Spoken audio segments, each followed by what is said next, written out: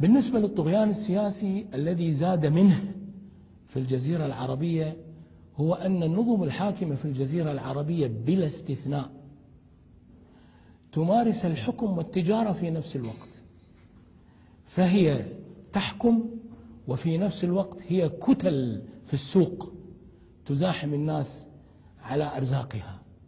هي تشتري الأراضي وهي تبيع الأراضي، وهي تدخل في مقاولات ومناقصات، وهي تدخل في عالم المال، وهي تدخل في عالم الأسهم، وهي تدخل في إنشاء الشركات وإسقاطها، وفي نفس الوقت تقرر سياسيا.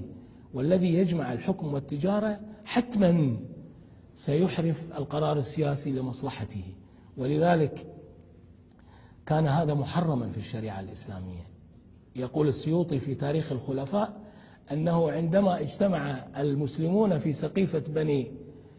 سقيفة بني ساعدة وأجمعوا على أن يجعلوا الأمر لأبي بكر، راح أبو بكر إلى بيته وأخذ الأثواب وحملها على كتفه ليذهب ليتجر، فأوقفه أبو عبيدة وقال له: إلى أين يا أبا بكر؟ قال: إلى السوق. أليس لدي عيال أطعمها؟ قال: لا يليق بك هذا وأنت خليفة رسول الله، اجلس في بيتك نفرض لك شيئا من المال.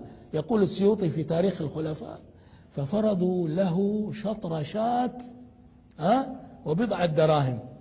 الجماعة الآن أخذوا الشاوي كله، يعني صح ولا لا؟ يعني مو شطر شاة ولا شاة، خذوا الشاة بما فيها وما عليها، يعني فهمت كيف؟ فهذا الأمر أصبح يجعل للطغيان السياسي يعني منصاته القوية على الأرض، وهذا ما زاد الطغيان السياسي في دول مجلس التعاون الخليجي. سوء توزيع الثروة واضح تماما.